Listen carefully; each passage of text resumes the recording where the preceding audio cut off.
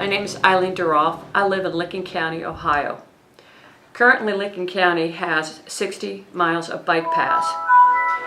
Bike paths are great if a county can afford to build them with private money and maintain them with private money, and if no land is taken from the citizens through a forced sale, eminent domain, pressure from the community. In the past, some of our bike paths have had that issue. Property rights are indeed the cornerstone of America, and without property, man is nothing more than a serf to the federal government.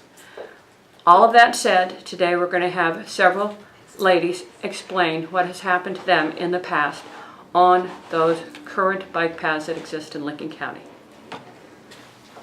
Hi there, my name is Carol. I also live in Licking County, Ohio, and have had a lot of experience with the bike path going through my property.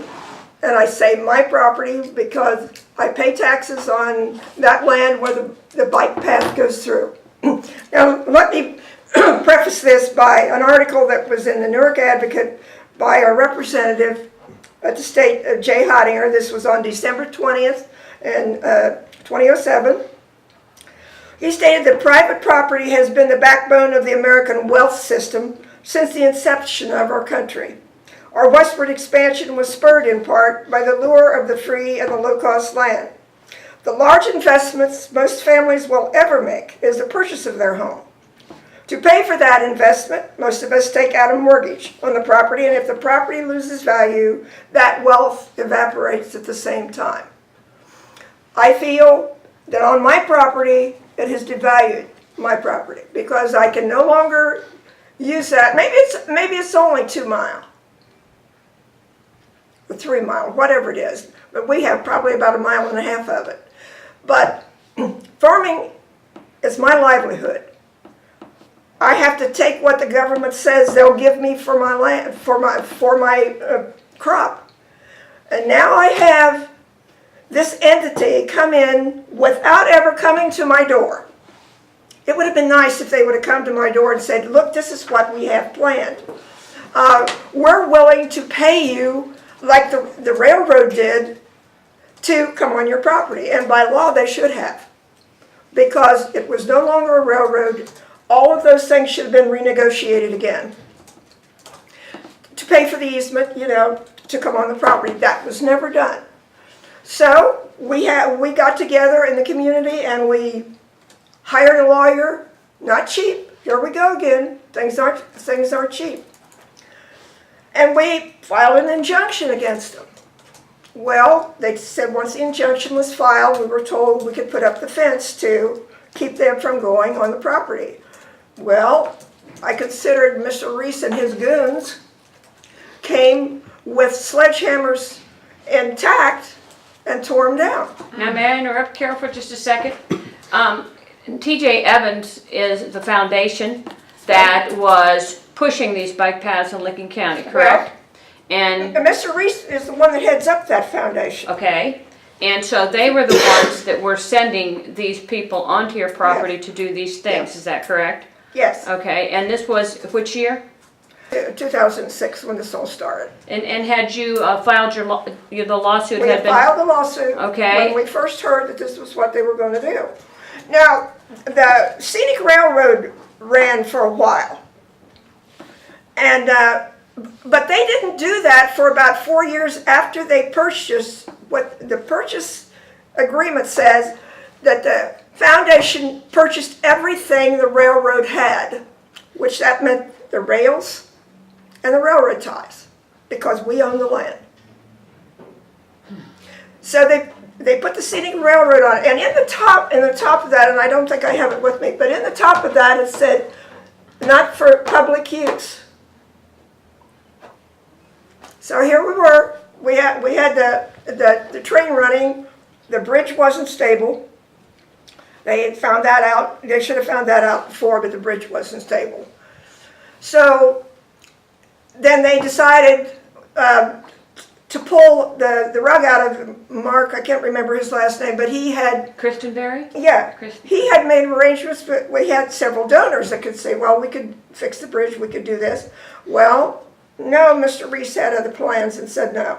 So you're saying that the scenic railroad that was running at the time, it needed tweaked, It needed tweak. but Mr. Reese Gibbs had other plans and made it difficult for Mr. Christenberry, who was in charge Yeah, of the scenic railroad, yeah. to put the fixes on the scenic railroad to keep it going. Exactly. And if the railroad could not continue, then that railroad would at some point be up for grabs and could ultimately be made into a bike path.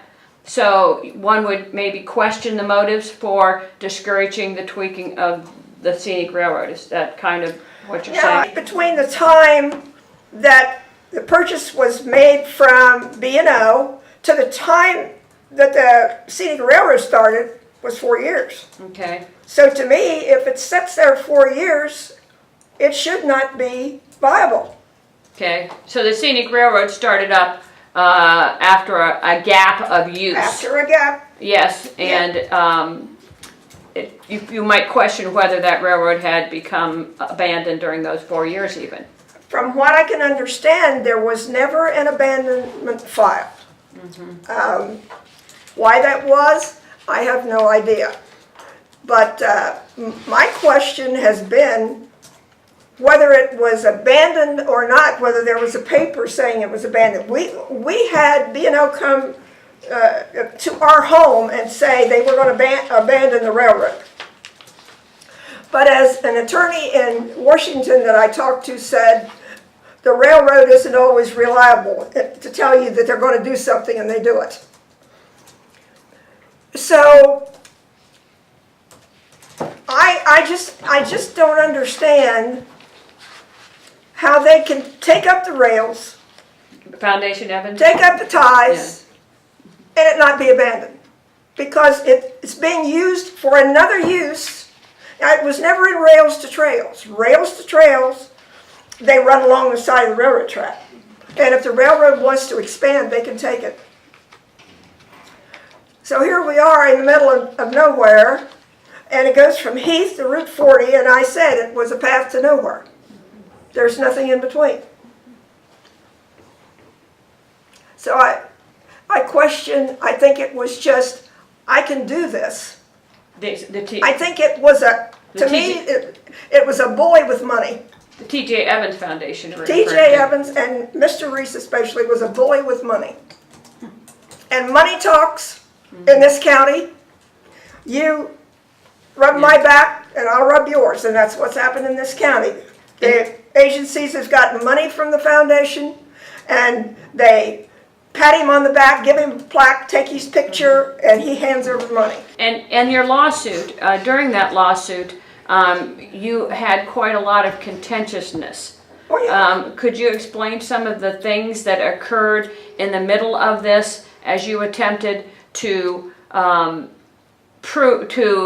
stop the bike path from going through because you felt so strongly that the property belonged to you and that T.J. Evans, who never paid any taxes on that property and still doesn't, correct? Never paid any taxes. What my argument was, and I still say it, was like, that our ancestors dumped the tea in Boston Harbor was taxation without representation, because I pay the taxes on it. Everybody else uses it, and I get nothing. Except annoyances. Annoyances. Yes. There's dogs that run unleashed. My neighbor across the road has llamas, and they found out very quickly that you put a dog in a llama pen and they're not going to last very long. But I can't do that. No. I can't let my dog run on my own property because of that path going through my property. And does it split your farm? It splits. My son owns across the railroad track.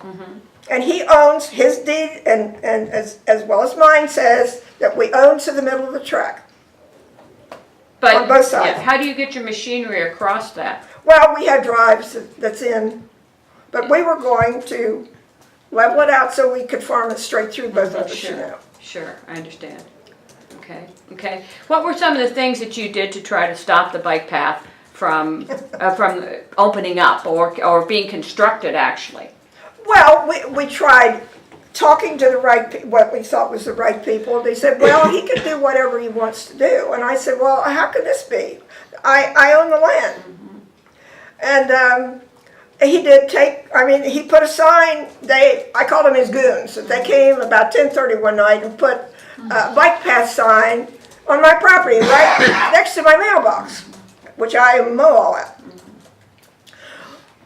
Well, the law in this county is that signs don't go up in townships unless the township trustees are aware of it, and they are the ones that put them up.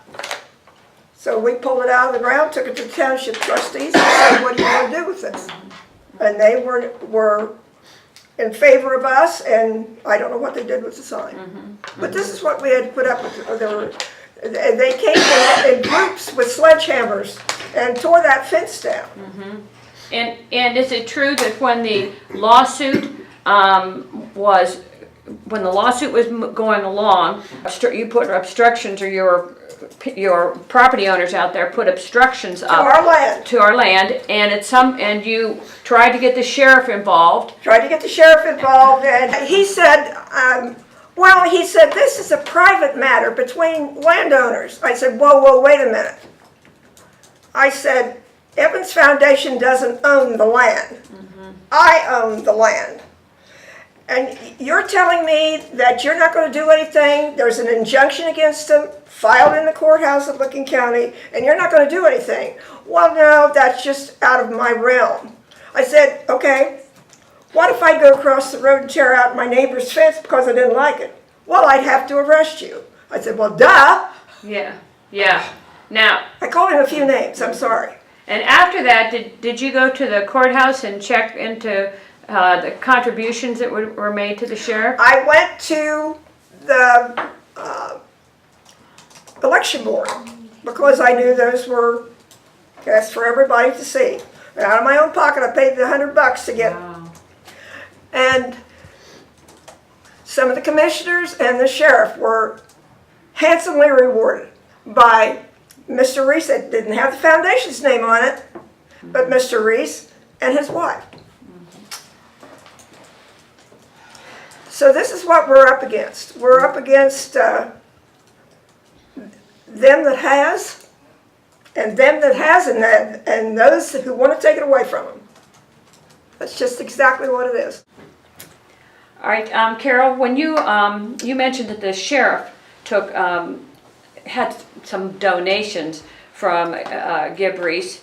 What about the commissioners? What did you find out about that? I found out that there were a couple of the commissioners that also, it was not the foundation. They were kind of cagey with this.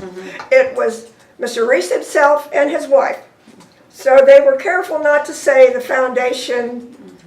I think legally they probably couldn't, So it's more legally they didn't care, I don't think. It's more an appearance of impropriety, Yes. and how far beyond that it went, no one will we ever don't know. We don't know. But it is interesting that you would have not just the sheriff, but the commissioners all seeming to go down the bike path and leaving you property owners just kind of hanging. So that is pretty concerning. Now, you had to spend a lot of time at the recorder's office. Yes, we did. And you're counting on the recorder's personnel, the recorder's office being as fair as they can be, because they're paid by the taxpayers. And what were you told about the people at the recorder's office? I was informed by a very reliable source that not to go back in there and myself and look for anything, because Mr. Reese had his people working in the recorder's office, and so they knew exactly what I was looking for when they have a leg up, if we started to do something else. Yeah, and certainly as just John Q. citizen, you go in there, and if they say they don't have something, you have to take them at their word. I do have to take them at their word. So when you feel like, the commissioners maybe are not going down the impartial line, the sheriff might not be down the impartial line, then you have to worry about whether you're getting the records that you request. And I can see where that would be very concerning. It kind of sets up a level of Well, distrust. I kept asking the question about abandonment because from what I understand, the law is it has to be abandoned in the county where it is. And they said, oh, we don't have anything like that. So that's why that I had to go and take another source and talk to another attorney and to lawyers in Washington, D.C. to find out about abandonment. And from what I can find out, it wasn't abandoned. But there's always that question mark in your mind, isn't there? What is considered abandonment? Once the rails and the ties are gone, isn't that abandonment? And at some point that did happen, but at that point, the T.J. Evans Foundation had taken claim of that road, that rail bed, correct? Yes. Yes. Okay. Now, if I've got this right, when T.J. Evans Foundation and the property owners reached a loggerhead, was it the sheriff or the county? It was the county that then brought suit. Is that correct? The county brought suit. So the county chose to insert itself and sued 5 of the property owners on your road where the bike path was. And tell me about that suit, whatever you want to tell me and how it turned out. Well, they seemed to say we had no rights whatsoever. That had been a rail bed and it was purchased by the foundation and they could do with it what they want. And I said, but they don't own the land. And they are paying taxes on it. And they haven't paid taxes on it. No, they've never, ever paid. The railroad didn't like to own land because they had to pay taxes on it. Okay. So this is why they leased the land or had an easement or whatever you want to call it. They would pay, I think the one people down the road from us way back when they were doing that was $400, which was a lot of money then, you know?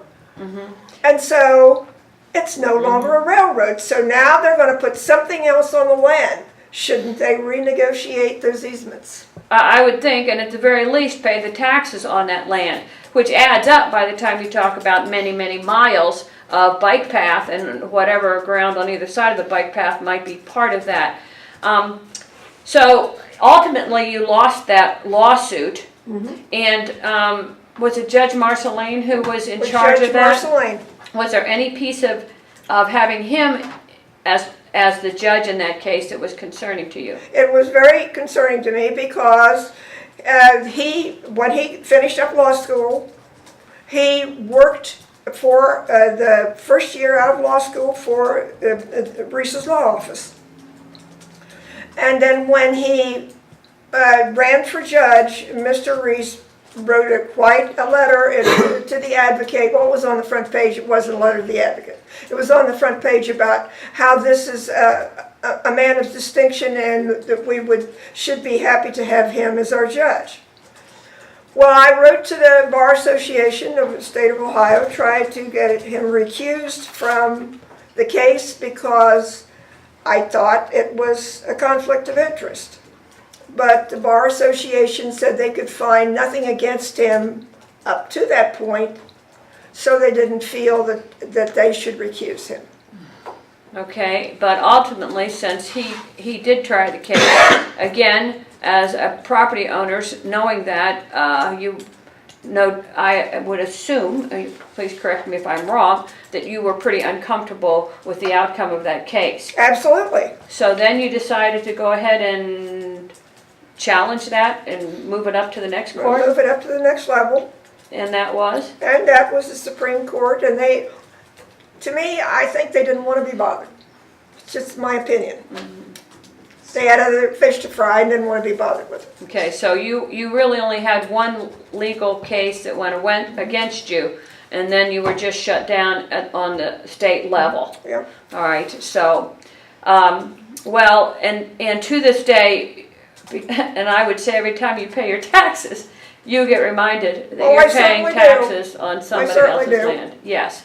So just as a citizen who likes to think of herself as fair-minded, I would really appeal to the T.J. Evans Foundation to go back the many, many years that they've supposedly owned this land. Although, and tell me if you have this answer, I have yet to figure out who they paid $50,000 to for this land. Because it doesn't really matter if I have property and somebody else comes along and says, and sells my property, but I don't know about it. It's still my property. So I would really like to know who got that $50,000. And in addition to that, I would think in fairness that T.J. Evans should go back from that moment in time when they so-called bought it and pay all the back taxes to these people that continue to pay the T.J. Evans Foundation's taxes. At the very least, that token gesture seems to me to be a requirement. Had they come in the beginning and said, this is what we plan to do, we would have sat down and we would have talked to them, and I think we probably would have come to an amicable conclusion. But to bully me the way they did, just roar in, take over, and I was nothing. Yeah, you were casualty. My property, but I'm nothing. What matters to me is nothing. I'd like to know if they'd like to have me come bulldoze a spot through their front yard. I agree. It is a lack of courtesy. The process matters. The process and the outcome matters in both of these. Yes. I assume you feel you Yes. got the short end of the stick. If this is a takeover, if it starts at the grassroots, where are we going to go from here? I am going to introduce Carolyn Logston to you. She too has a bike path property rights infringement, sometimes called a theft story, to share with you. Hi, I am Carolyn Logston, and have been a lifelong resident of Licking County, most of those years in the city of Newark. And just to give a little bit of history, my mother bought the property at 919 Granville Road. I believe it was 887 Granville Road at that time, and it was not in the city at that time. But within the first few years we were there, it was annexed into the city. And so the property number became 919 Granville Road. And it was an idyllic place. It had woods, it had a stream behind the house, and it was just a wonderful place for children. And my children, much later, had a wonderful time, many happy times there with their grandparents. My oldest grandson, the same way, just a wonderful place for children. However, in about the mid-1960s, the Army Corps of Engineers came through and said they were going to take about 5 acres of the 10 acres that she owned for the diversion ditch to prevent flooding in, I believe it was the Presidential Estates, which are up off 21st Street. And she worked for the law firm of Norpel at that time, and my stepdad, who was Licking County Treasurer at that time, they tried to fight that, but how do you fight the government? So they lost that battle. They were compensated, but certainly not at fair market value. But what happened with the diversion ditch going in, and I did not know that at the time because I was a young wife and mother living up in St. Louisville, that split her property, and I think she purchased that property probably in 1951, the early 50s. And until the bike trail was put through there, had never been problems, and I'd never been afraid to live there. But when she passed away in 1990, I inherited the property. And of course, I didn't read the deed or anything like that. I was working full-time and busy keeping up a property by myself. And I had a couple of dogs, and one morning I went out, and the first thing I always did, if you have dogs, you know the first thing you do in the morning is take the dogs out. And I went out, and it was still dark out, and the garage door was open, and my car was gone. My car had been stolen in the middle of the night. And you'll never convince me that the reason that was done is because of the bike trail, because no one even was aware that there was a house in this location. It was so secluded, even though it was on Granville Road. It's set back down a drive, there were woods surrounding it, and people just did not know it existed. When the bike trail was put through, it made me very vulnerable then to strangers coming both directions. And again, my car was stolen out of my garage in the middle of the night. Well, as you can imagine, I never felt safe going to bed at night after that. And some time passed then, and I decided that that's no way to live. So I put the property on the market. And there were several people that came through and looked and liked it and all. But this one gentleman came through, and he was a retired school teacher and a lifelong farmer. And he told the realtor, the agent, that he looked over the whole property and he said, "This isn't 5 acres." So at that point I had to hire someone to do a survey. I hired Scott Harmon from Granville, very nice young man. I know him. And it took a month for him to complete the survey.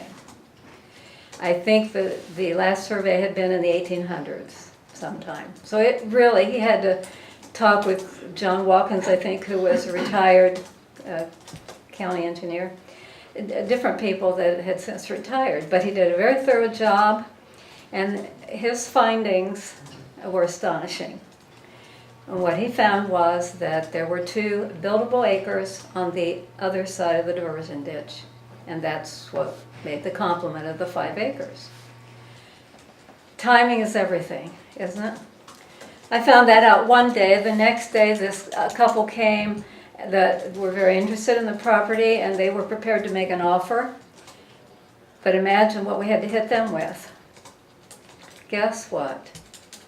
Here's the situation. This bike trail's been built through here, and 2 of these acres are on the other side of the bike trail, the diversion ditch and the bike trail. As a side note, I was never ever approached by anyone, Evans Foundation, Reese Foundation, anyone, about permission or right-of-way or access, anything about building the bike trail. I do know for a fact that some of my neighbors were. So you're saying, Caroline, that since you were not real familiar with the boundaries of your property, Correct.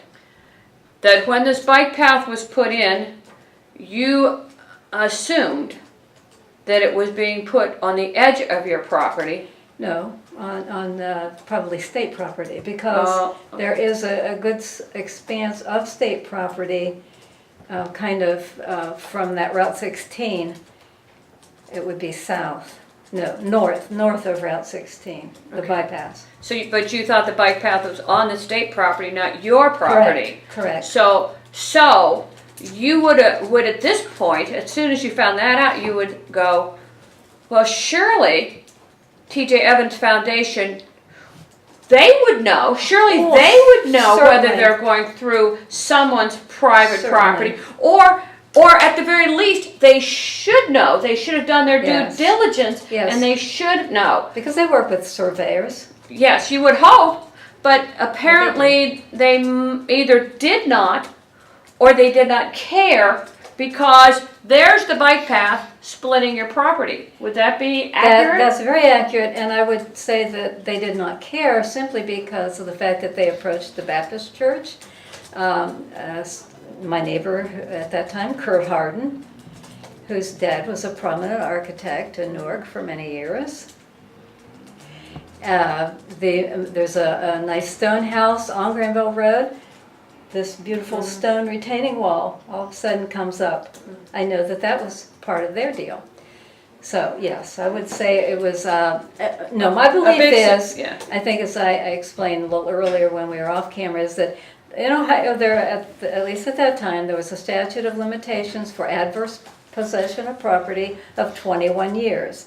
And at that point, we were approximately 11 years into that, from the time they constructed it through my property. Until you figured Till out that the they survey showed what was going All on. right. All right. Now, what did you do when you went? You know, in the course of a couple days, apparently you were going, holy cow! Yes. My property has undergone some tragic event here. What were your decisions at that point? Well, after I panicked, my realtor was very supportive, and she recommended an attorney in Granville, Drew McFarland, and she notified the Evans Foundation, and Scott Harmon, the surveyor, he said, if you go to court over this, I will go for you. Anyway, because it was a very clear-cut thing.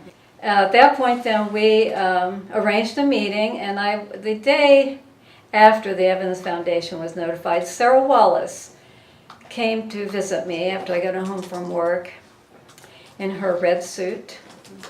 And we know that means power, right? Mm-hmm, mm-hmm. And she was fawning all over me, saying, oh, how sorry they were, how could this have happened, on and on and on. Didn't offer to do anything, but, you know, at that point, we were thinking, get your attorneys in order. Mm-hmm. And within less than a week, we all sat down, because the couple did go ahead and make an offer. I subsequently accepted the offer, and it was like $50,000 less than my asking price, simply because I was afraid to stay there by myself. I had an offer. I thought I needed to move on. So we all met the following week, and with Sarah Wallace, it was as though we had never met. Mm-hmm. Just so, and every question she answered, well, I'm not an attorney, I can't answer that. I'm not an attorney, I can't answer that. But for myself, I was there, my attorney, Mr. McFarland, and the couple who had made the offer. We were all there. So nothing came of it. I knew at that point that I did not have the resources to fight the Reese machine, because everybody in Newark has known for years about the Reese machine.